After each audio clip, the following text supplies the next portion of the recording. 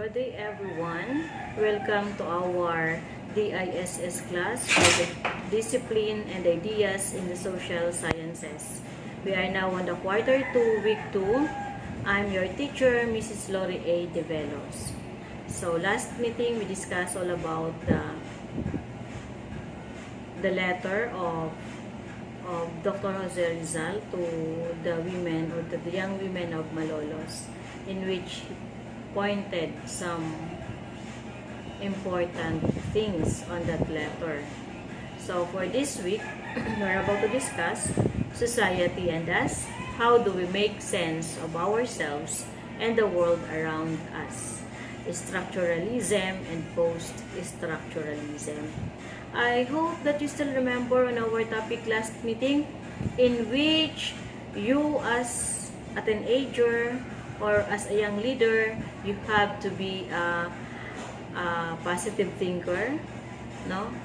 A society problem solver, not a society problem giver. After the lesson, the learners should be able to define structuralism and post-structuralism, identify the differences of structuralism and post-structuralism, and appreciate the role of language and communication in our construction of reality through answering some questions in the activity. So for this week, in terms of structuralism and post-structuralism, this is just a sort of review on what we have discussed on the first quarter. For your learning task 1, as a member of our society, what do you think is your roles and responsibility in your family and society where you live in? Give at least 5 each roles and responsibilities. So, paano ang gagawin? Magbibigay ka ng 5 role at 5 responsibilities bilang isang miyembro ng pamilya, at magbibigay ka ng 5 responsibilidad o responsibilities at ng 5 roles bilang miyembro ng sosyedad kung saan ka nakatira. So, all in all, you have 20 answers. 5 roles and responsibilities, tig-5 for as a member of the family, and tig-5 din na roles and responsibilities as a member of the society. Let's continue. For the structuralism, this is inspired by the ideas of Emily Durkheim and Ferdinand de Saussure. They were the ones who investigated and elaborated on the so-called hidden structures of human life. The langue is the internal structure and logic of a particular language. The langue is the overall system of thought that guides the linguistic capacities of humans, in which it includes the words, the rules, the grammar, the syntax, the logic, and much more. So siguro naman mag-agree kayo sa akin na kahit tayo ay pare-parehas Pilipino, gumagamit tayo ng iba't ibang lingwahe.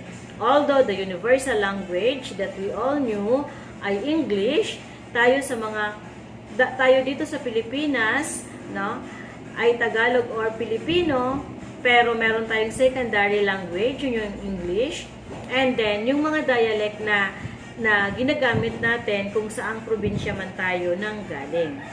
So, yun ay kasama sa lingwahe or sa language. The language consists of a basic element which is called the sign. It has 2 components, the signifier or the symbol, and then the signified or the idea or concept. So, ang language daw ay may basic element. Ano yun? Yung sign. Ang sign na ito ay merong 2 components, ang signifier or yung symbol, at ano ang idea or concept na ipinapahiwatig ng signifier or symbol na yun. Roland Barthes, in his version of structuralism, referred to the language in society as text. That is the equivalent of a sign in language. Post-structuralism is also known as post-Marxism and post-positivist due to its rejection of the structuralist and positivist belief that there are ways to objectively and scientifically analyze and characterize society. Structure is the recurrent pattern arrangement which influence or limit the choices and opportunities available, while the agency is the capacity of individuals to act independently and to make their own free choices. So all of us is considered as agent. Structuration, theories aim at providing a more practical and inclusive picture of the process that shaped modern society, stressing the equal role of and interaction between the two major aspects of social life. So what are those two major aspects of social life? We have the objective and then the subjective natures of social phenomenon. In the contemporary world, which is full of unprecedented changes and development in the way people live and think, a deeper understanding of the relationship and interaction between structure and agency is warranted. Ang bawat isa sa atin ay iba ang kaisipan. Kaya sabi dyan, full of unprecedented changes and development in the way people live and think. So, yan. Bourdieu revealing hidden mechanisms of society. The economy are the sole and determining factors of all forms of social institutions, frameworks, and relations. So, nakasalalay daw, according to Bourdieu, sa economy ng isang bansa, no? Or ito yung determining factors in terms of social institutions, the frameworks, and the relations. Bourdieu saw that a major issue afflicting the lives of many people was the so-called status quo, which perpetuates, reproduces, and legitimizes the interest of the powerful sector. Sino yon? The ruling elites. So, ibig bang sabihin, kapag sinabi natin status quo, kapag ikaw ay mahirap, forever ka na lang na mahirap. Wala pong forever, sabi nyo nga. Kapag sinabi nating ruling elites, ito yung mga makapangyarihan sa ating sosyedad. No? Mga mayayamang tao na kung saan sila talaga ang may hawak ng kapangyarihan. We, as an individual living in a society, we have to be aware of this. And Bourdieu's terms habitus meant a distinctive and typical mode of behaving, doing, thinking, and acting shared by all members of a given group of people. So from the word habit, no, nakasanayan, no?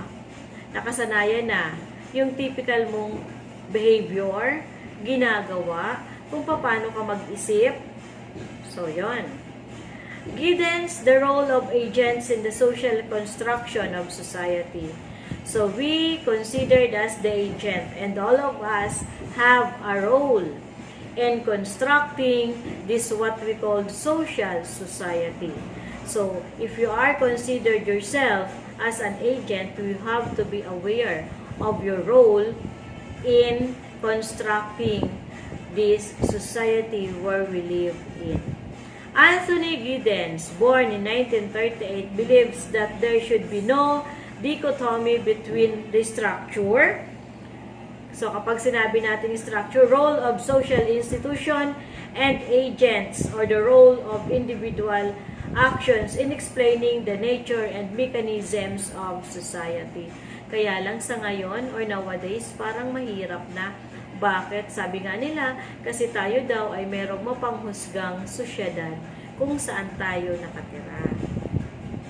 Sabi nyo nga, bawal ang judgmental, pero ito ay hindi mo maiiwasan, especially sa ating mga mahihirap. Humans do create society. Tatandaan po natin yon. Tayo ang gumagawa at bumubuo ng ating sosyedad. Humans do create society. They are the creators and makers of society. But at the same time, humans are also very much affected by society's general scheme and overall appearance. Yes, it is very much true.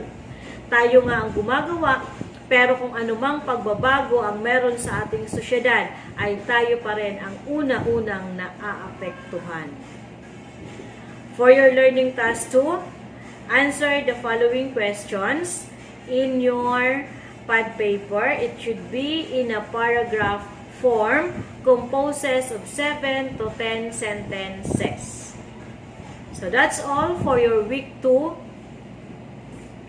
quarter 2 in the ISS. Congratulations everyone!